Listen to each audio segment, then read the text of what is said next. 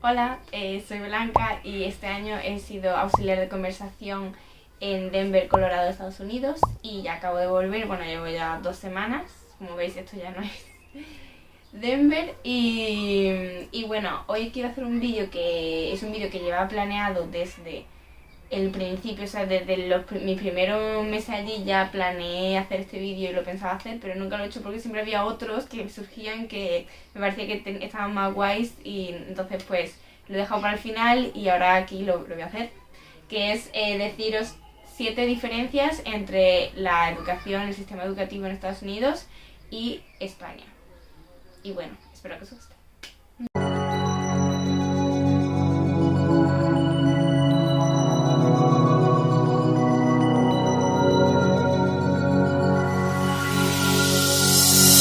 Vale, bueno, primero decir que yo voy a hacer este vídeo hablando, por supuesto, sobre mi experiencia, o sea que no puedo ser absolutamente objetiva, por favor, tampoco están todos los colegios de Estados Unidos. Decir que en mi caso yo estuve en un colegio que era privado, que estaba en Denver, que era bilingüe, que a él le llaman dual immersion y que es bilingüe, o sea, más o menos depende del grado, pero más o menos 50% del tiempo en español, 50% en inglés, aunque va variando de más tiempo en español que en inglés a ser más o menos igual. Tenía el currículum de los colegios IB y también se combinaba el currículum IB con el currículum de Estados Unidos y con el currículum de España, así que reconozco que es un colegio un poco especial, o sea que no creo que sea el caso de todos los colegios. Pero también es verdad que yo he estado en este colegio en Denver, pero también hay varias moscas, ¿vale? He cerrado la ventana para que se escuche bien, por lo que no van a salir y yo no puedo hacer mucho más. Vale, pues también estuve en un colegio en Georgia cuando hice mi experiencia, que fue un año en la universidad. Y entonces, pues, ese colegio también era privado, pero era otro rollo, porque era un colegio que no era bilingüe, que era un colegio privado, pero era católico. Bueno, o sea, era otro rollo y yo creo que ese colegio era más parecido a los públicos de allí, no sé. Esto es yo creo que era así. Pero entonces pues verdad que tengo a lo mejor un poco, yo creo que al haber estado en dos colegios, en dos sitios diferentes de Estados Unidos puedo hablar, pero entiendo que bueno, es todo, que sepáis que estas 7 cosas que voy a decir, que voy a hablar, de las que voy a hablar, es todo bajo mi experiencia. También quiero decir otra cosa, que es que yo en España no he trabajado. O sea, sí que he hecho 2 prácticas, bueno, 3, perdón, pero realmente a día de hoy he estado más tiempo haciendo prácticas en el extranjero que en España, entonces tampoco mi conocimiento es pleno, ¿vale? No conozco todos los colegios de España, entonces voy a hablar un poco de mi experiencia y de como cuando yo fui estudiante y cómo yo fui en las prácticas, ¿vale? I'm not an expert. Vale, empecemos sin más dilación. Vale, la primera voy a hablar lo que yo creo que lo que más llamaría la atención, digamos nada más que entras a la clase, ¿no? Eso que cuando tú llegas a una clase ves ves que cuando tú entras a una clase tú ves que hay mucha interacción entre los niños, que no están todos sentados mucho tiempo así escuchando y eso es porque tienen es que me está poniendo muy nerviosa la mosca, pero es que ¿qué hago? No, no la he matado. Bueno, es muchísimo más práctico y todo esto nos lleva entonces a la primera diferencia que yo creo que es que ellos utilizan mucho una metodología que se llama Inquiry-Based Learning. No sé cómo se traduce al español porque alguna vez lo he intentado buscar porque lo he intentado poner en un trabajo o algo y creo que no hay como una traducción. Pero bueno, Inquiry-Based Learning.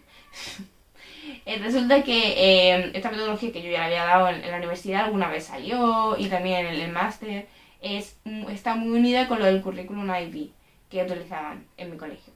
Y entonces esta es una metodología que me encanta, la verdad. Me encantaba cuando la di en la teoría y ahora me encanta en la práctica, que básicamente pues es, bueno, decir que es la forma en la que digamos, unen todo el contenido es parecido a lo es del rollo de trabajar en proyectos, porque los niños no tienen asignaturas tipo lengua, mate, no sé qué, no. Salvo cuando dan a lo mejor español puro, que sí que lo tienen como una hora un poco más de refuerzo del español. Con español puro me estoy refiriendo que dan más gramática, que están como más trabajando lo que es español en sí.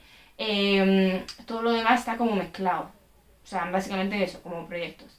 y lo hacen a través de lo de Inquiry Based Learning, que lo que hacen es unos tipos de proyectos que es PYP, pero bueno, tampoco me voy a enrollar ahora con ese tema, que hacen como, tiene como unas fases, que es, la primera es como la provocación, que es como que a los niños hacemos una actividad con los niños que básicamente le tiene como que despertar curiosidad por el tema que vamos a dar. Pues hay 12 millones de formas de hacer una provocación con un teatro, llevando a los niños a un teatro, a un concierto, yo qué sé, simplemente una actividad en la clase que de pronto le digan, anda, y esto, no sé qué, brainstorming, no sé qué, millones de formas.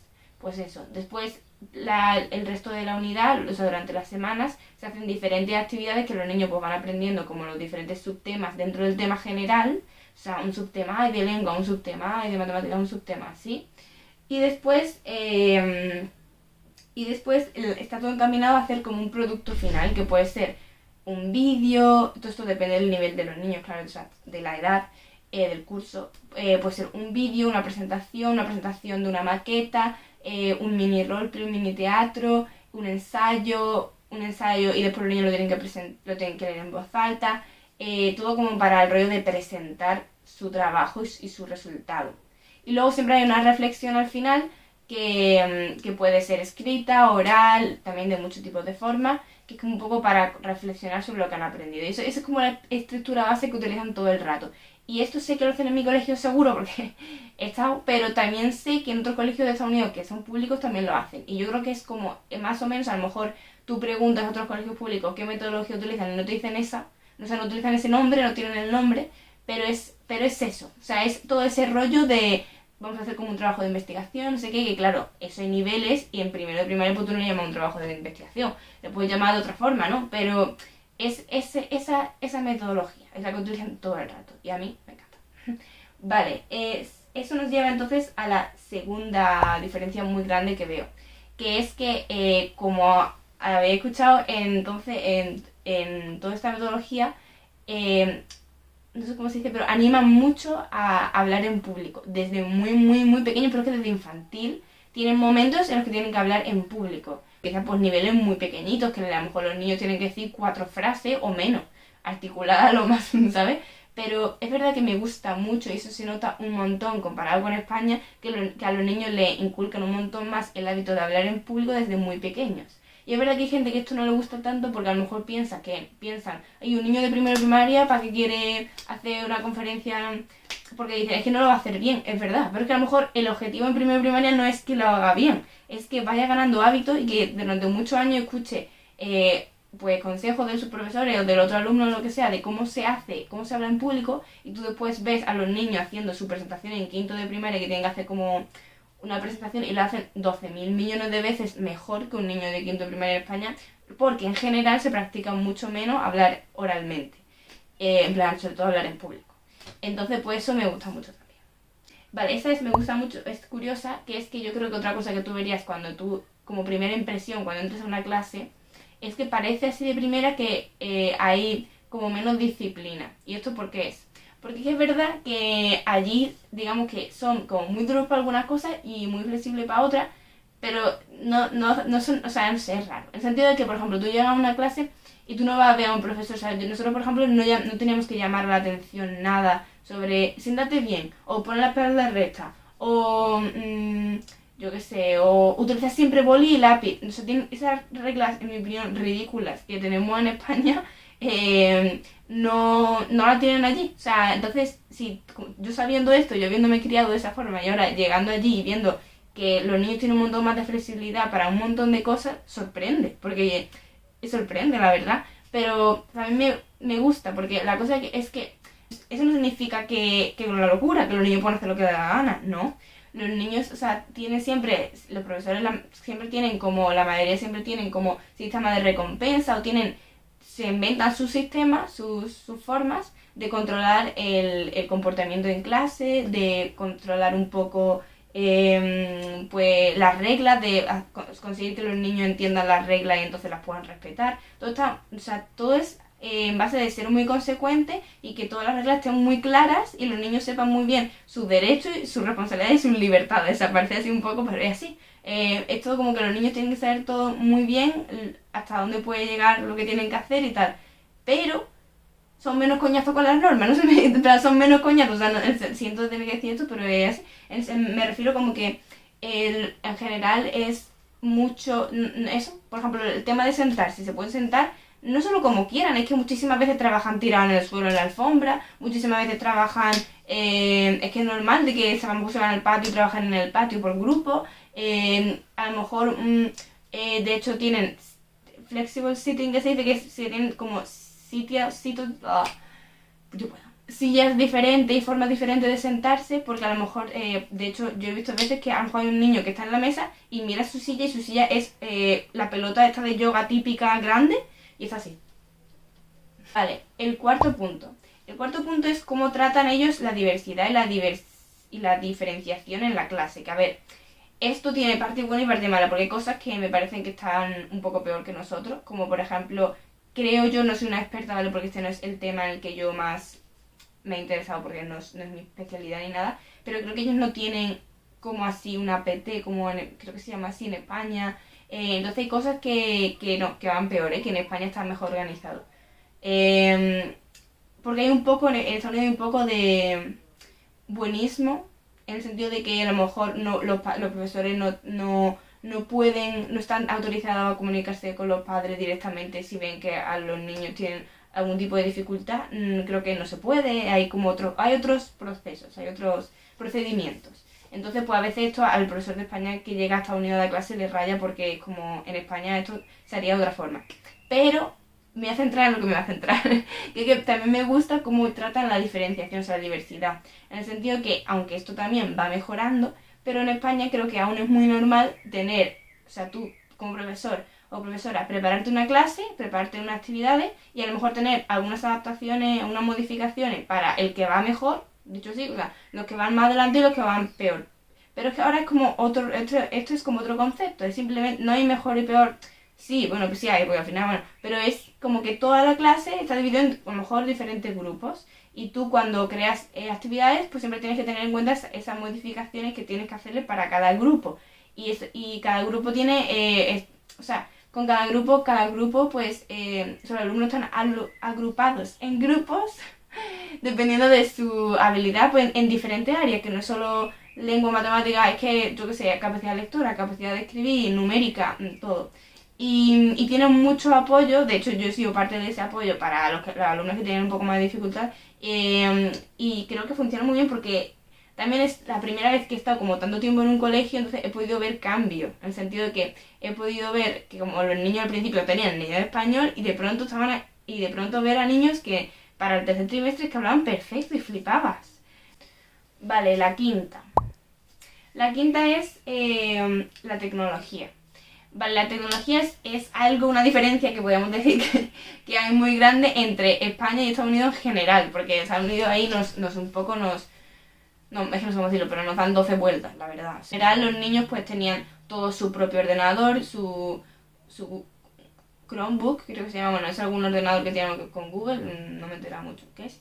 Y luego todos los niños tenían su cuenta de email del colegio y tenían como una especie de menú, no sé cómo decirlo, un menú donde tenían un montón de aplicaciones educativas, todas súper supervisadas, todo súper mega planeado, todos, hay una persona que se encarga de revisar todo eso. De hecho tenían como algunas aplicaciones que al día tienen que tener, o sea, estar todos los días 10 minutos en esta aplicación que es de matemáticas, ¿sí? O sea, tenían como aplicaciones para todo, y como también no exámenes, pero tests, no semanales a lo mejor, pero mensuales 2 veces cada 2 semanas para comprobar el avance. Está como, la tecnología está como muy, muy, muy, muy presente en su rutina todo el rato. Yo sé que esto es una diferencia clara con España, porque en España, hombre, ha mejorado mucho y ya muchas veces los alumnos también tienen un ordenador, pero es verdad que esto hay que reconocer que es que no depende de los profesores, que esto depende del presupuesto del centro, entonces pues claro. Y ya la sexta cosa es las matemáticas. Que bueno, eso en general en España he visto las matemáticas darse de otra forma, que yo el método Singapur ya lo aprendí en la universidad, así que existe, o sea, la gente sabe que existe y seguro que hay gente y profesores que lo utilizan, seguro que mucho más de lo que me imagino, quiero pensar, pero es que en este colegio lo tenían como ya, que lo utilizaban todos los profesores y tal, y estaban muy, y me han dicho que es o sea, el método Singapur para dar las matemáticas es lo normal, es como normalmente se da en la enseñanza pública en Estados Unidos, y si es así, es un acierto, porque es que está súper bien. Como resumen, si queréis ver algún ejemplo sobre cómo es esta metodología, en mi vídeo de que cuento cómo es mi rutina semanal en Estados Unidos, hablé de eso y enseñé algún ejemplo de algunas actividades que hacían los niños de matemáticas que están muy guays. Es que es otra forma muy diferente. Si alguna vez no quiero enrollarme, entonces si os interesa este tema, a lo mejor, y cuando sepa más también del tema, a lo mejor podría hablar de esto un poquito más tendido, pero como conclusión es muy manipulativo, es desde muy pequeño trabajar el concepto de agrupar, de agrupaciones y de desagrupar, por así decirlo. Y con eso trabajan todos, suma, resta, multiplicación, tipo, tenemos 300 palitos y lo queremos dividir en tres. Pero esto de millones de formas y básicamente se trabaja mucho como llegar al cálculo mental rápido sin, o sea, ellos en ningún momento aprenden la división con la cajita y con un procedimiento, eso es que no lo aprenden, que yo sepa, o sea, eso no lo llegan a hacer porque aprenden todo como de mental, de entender, no sé qué, así, sobre todo en los primeros cursos de primaria, a lo mejor ya después sí, claro, pero en los primeros cursos de primaria, que yo estaba en primero, segundo, tercero sobre todo, en matemáticas, está muy chulo y ya es como la forma que a mí me hubiera gustado que me hubieran explicado las matemáticas, la verdad. Vale, y ya la séptima diferencia. Bueno, esto no es una diferencia, es simplemente una cosa que quería comentar, que bueno, todo esto que he comentado, las otras 6 diferencias son como positivas para Estados Unidos, ¿no? Es así, en plan, me parece como que Estados Unidos gana. Pero hay muchas cosas que, o sea, esto no es un sistema perfecto, por supuesto, a mí me gusta y yo creo que, o sea, digamos que nos superan en cosas que nosotros tenemos que mejorar, y me parece que son cosas importantes y ya te digo, me gusta mucho, pero no es perfecto, por supuesto que tiene fallos, pues como es muy práctico y y no tienen muchos deberes, por ejemplo, prácticamente no tienen deberes para casa y yo que sé, en primaria sobre todo no tienen casi exámenes, pues seguro que les falta contenido, seguro que a nivel teórico pues tienen fallos, que no lo sé porque tampoco lo he comprobado y no creo que sea lo más importante en primaria, pero sí, supongo que le faltará por ahí. Y de hecho, no es por nada, pero está claro que tiene que haber un fallo en el instituto, porque bueno, ya sabemos el pequeño estereotipo que es el modelo americano, que muchas veces no es mentira. Entonces, pues, no, o sea, algo falla, ¿no? No es un sistema perfecto, pero está claro que España tampoco tiene un sistema perfecto. Y, y eso. Y creo que, bueno, está bien de vez en cuando como comparar así un poco los sistemas educativos y se aprende. Bueno, eso es todo. Esas son las 7 diferencias. Espero que os haya gustado, que le deis like. Y nada, y eso, nos vemos en el siguiente vídeo.